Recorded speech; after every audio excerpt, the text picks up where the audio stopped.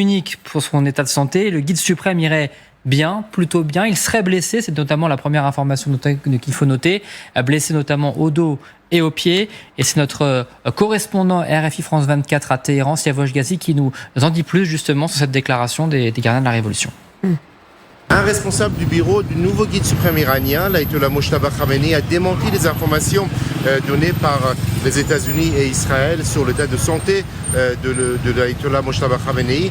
Il a affirmé que lors de l'attaque qui a été menée le 28 février, le premier jour de la guerre par Israël contre la résidence de son père, il a été blessé légèrement, une petite blessure au dos, une blessure au talon, pas trop grave, et puis une blessure également derrière l'oreille, pas visible selon lui. Donc c'est la première fois qu'un responsable parle de l'état de santé et donne des détails sur les blessures qui ont été provoquées contre l'Ayatollah Mojtaba Khamenei lors de la frappe qui a été menée par Israël contre la résidence de son père, attaque dans laquelle l'Ayatollah Ali Khamenei a été tué, de même qu'une cinquantaine de hauts responsables militaires qui étaient en réunion avec lui. Rina Bassiste. Alors évidemment, on peut l'analyser de plein de manières différentes, cette déclaration iranienne, mais effectivement, elle démontre toutes les informations américaines comme quoi il serait sérieusement blessé, qu'il ne serait pas aux commandes. Et l'information principale, c'est que pour la première fois, l'Iran concède, assume le fait que le guide suprême a été touché et est blessé quand même.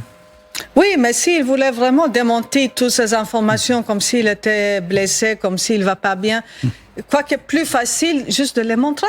Un petit séquence, je ne sais pas, des 5 secondes, voyons le guide suprême en train de parler, en train de dire quelque chose. On revient toujours à ces déclarations qui sont écrites et qui en fait qui prouvent absolument rien. Il y avait ces déclarations aussi il y a 2-3 jours de président iranien Massoud Pezeshkian qui a dit que j'ai réussi à avoir un rendez-vous avec lui, on s'est entretenu pendant 2h30, tout va bien. Après 2 mois de guerre, le guide suprême accepte enfin de voir son président, il y a quand même des questions à poser. Donc, soit il n'est pas en mesure de les voir ou de discuter plutôt avec lui parce qu'il est dans un état grave, soit il considère que le président n'a aucune importance. Donc, dans les 2 cas, il y a beaucoup de questions qui se posent sur la situation du leadership iranien. Alors, il faut quand même placer aussi cette séquence dans le cadre de la guerre de communication entre les 2 parties.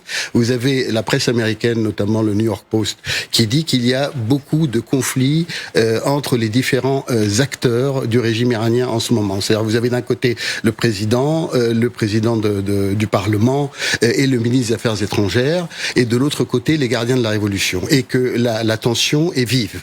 Et pour contrer ce narratif américain qui est présent dans les médias, eh bien les Iraniens choisissent de parler du guide suprême, de sa santé, et d'en faire le socle politique et spirituel de l'Iran. Donc de retourner à ce cadre fédérateur pour les Iraniens aussi, et de dire tout ce qui se dit est faux. Alors,